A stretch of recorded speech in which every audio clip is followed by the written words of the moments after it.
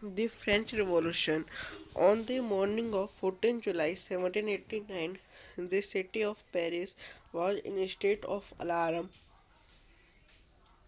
The king had commanded troops to move into the city. Rumors spread that he would soon order the army to open fire upon the citizens. Some 7,000 men and women gathered in front of the town hall and decided to form a people's militia. They broke into a number of government buildings in search of arms. Finally, a group of several hundred people marched toward the eastern part of the city and stormed Fortress Prison, the Bastille, where they hoped to find hoarded uh, ammunition in the armed fight that followed. The commander of Bastille was killed and the prison released. Though there were only 7 of them, yet the Bastille was hated by all because it stood for the despotic power of the king.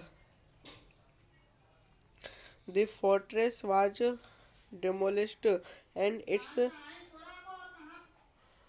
stone fragments were sold in the market to all those who wished to keep a souvenir of its destruction.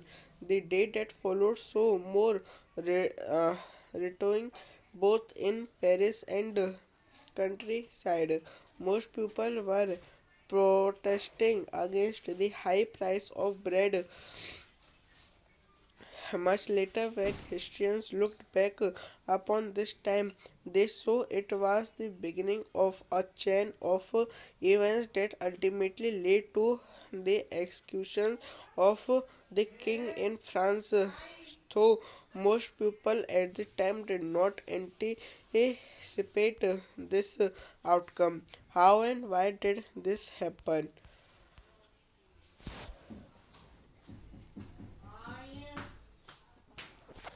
फ्रांसी क्रांति 14 जुलाई 1789 की सुबह Paris नगर में आतंक का माहौल था। सम्राट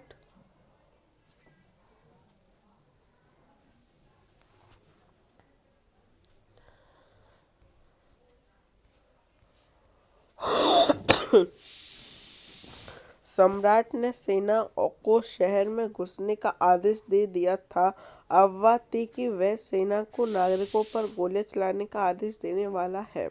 लगभग 7,000 मर्द तथा औरतें टाउन हॉल के सामने एकत्र हुए और उन्होंने एक जन सेना का गठन करने का निर्णय किया।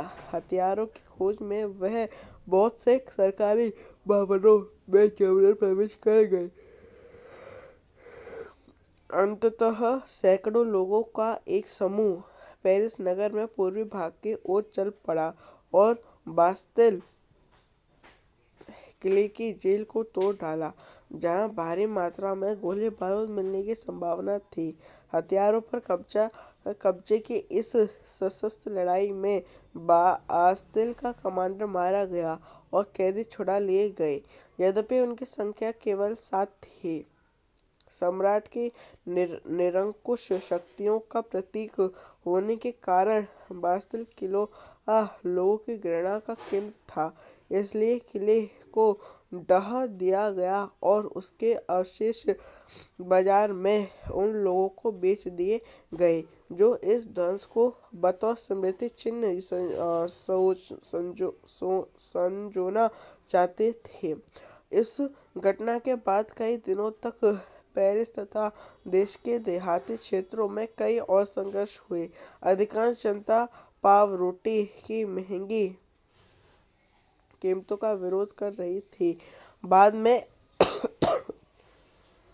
इस दौर का सिंहावलोकन करते हुए इतिहासकारों ने इसे एक लंबे घटनाक्रम की ऐसी शुरुआत कड़ियों के रूप में देखा जिनकी परिणति फ्रांस के सम्राट और फांसी दिए जाने में हुई। हालांकि उस समय अधिकांश लोगों को ऐसे नतीजे की उम्मीद नहीं थी। ऐसा क्यों और कैसे हुआ? French society during the late 18th century. In 1774, Louis XVI of the Bourbon family of kings ascended the throne of France. He was 20 years old and married to an Austrian princess, Mary Antoinette. Upon his accession, the new king found an empty tre- treasury. Long years of war had drained the financial resources of France. Added to this was the cost of maintaining an extravagant court at the immense palace of Versailles under Louis XVI. France helped the 13 American colonies to gain their independence from the common enemy Britain. There were added more than $1 billion to a debt that had already risen to more than 2 billion. Lenders who gave the state credit now began to charge 10% interest on loans, so the French government was obliged to spend an increasing percentage of its budget on interest payments alone to meet its regular expenses such as the cost of maintaining an army, the court running government officers or universities. The state was forced to increase taxes, yet even this measure would not have sufficient. French society in 18th century was divided into three states, and only members of third estate paid taxes. The Society of Estates was part of the feudal system that dated back to the Middle Age. The term old regime is usually used to describe the society and institutions of France before 1789.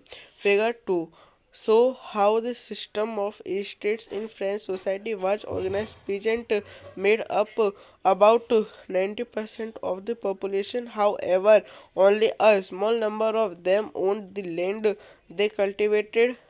About 60% of the land was owned by nobles, the church, and other richer members of the third estates. The members of the first two estates, that is, the clergy and the nobility, enjoyed certain privileges by birth. The most important of this was exemption from paying taxes to the state. The nobles further enjoyed feudal privileges. This include feudal dues, which they extracted from the peasant. Peasants were obliged to render service to the lord, to work in his house and fields, to serve in the army, or to participate in building roads. This church to extract its shares of taxes called tithes from the peasant, and finally all members of the third estate had to pay taxes to the state. This include direct tax called tithe and a number of indirect taxes which were levied on article of everyday com- consumption like salt or tobacco. The burden of financing activities of the state through taxes was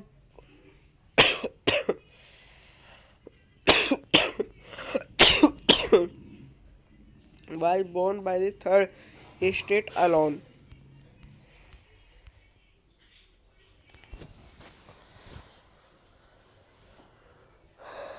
18वीं सदी के उत्तरार्ध में फ्रांसीसी समाज सन 1774 में डूबा राजवंश का लुई एक्सवियाई फ्रांस की राजगद्दी पर आसीन हुआ। उस समय उसकी उम्र केवल 20 साल थी और उसका विवाह ऑस्ट्रिया की राजकुमारी मेरी अंतोनिनेत से हुआ था। राज राज्यारोहण के समय उसने राजकोष खाली पाया। लंबे समय तक चले युद्धों के कारण फ्रांस के वित्तीय संसाधन नष्ट हो चुके थे। वर्साइल्स के विशाल महल और राज दरबार की शानो शौकत बनाए रखने की फिजूल खर्ची का बोझ अलग से था। लुई एक्सवियाई के शासनकाल में फ्रांस ने अमेरिका के 13 उपनिवेशों को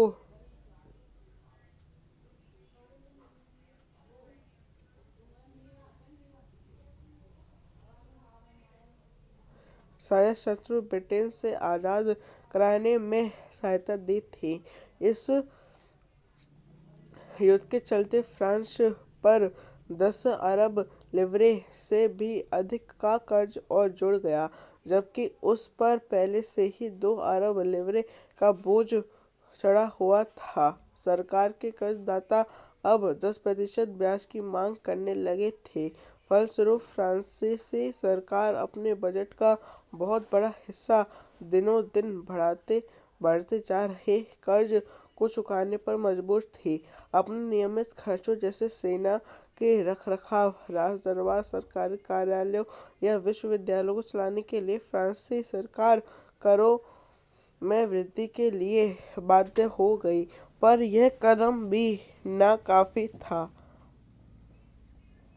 18वीं सदी में फ्रांसीसी समाज 3 स्टेटों में बांटा था और केवल तीसरे स्टेट के लोग जनसाधारण ही कर अदा करते थे। वर्गों में विभाजित फ्रांसीसी समाज के मध्यकालीन सामंती व्यवस्था का अंग था। प्राचीन राजतंत्र पद का प्रयोग सामान्यतः सन 1789 से पहले के फ्रांसीसी समाज एवं संस्थाओं के लिए होता है। चित्र 2 फ्रांसीसी समाज के वर्ग व्यवस्था को दर्शाता है। पूरी आबादी में लगभग 90% किसान थे, लेकिन जमीन के मालिक किसानों की संख्या बहुत कम थी।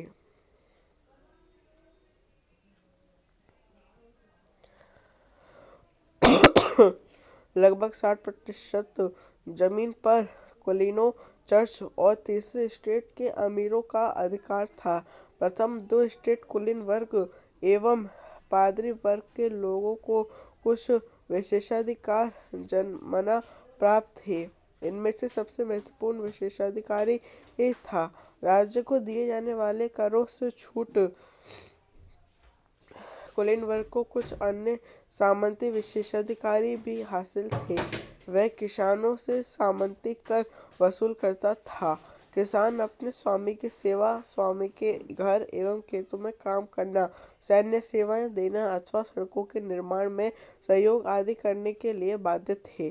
चर्च भी किसानों से करों का एक हिस्सा टाइद के रूप में वसूलता था। ऊपर से तीसरे स्टेट के तमाम लोगों को सरकार को तो कर चुकाना ही होता था। इन करों में टाइल और अनेक अप्रत्यक्ष कर शामिल थे। अप्रत्यक्ष और नमक और तंबाकू जैसी रोजाना उपभोग की वस्तुओं पर लगाया जाता था। इस प्रकार राज्य के वित्तीय कामकाज का सारा बोझ करों के माध्यम से जनता वहन करती थी।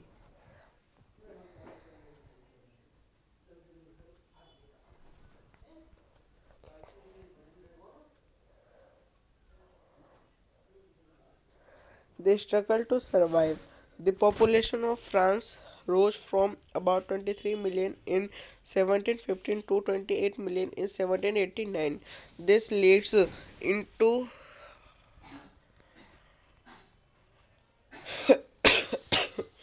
This led to a rapid increase in demand from food grain. Production of grain could not keep pace with the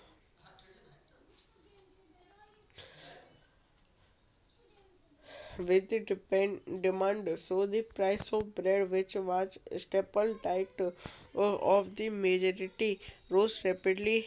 Most workers were employed as laborers in workshops whose owner fixed their wages, but wages did not keep pace with the rise in prices, so the gap between the poor and the rich widened.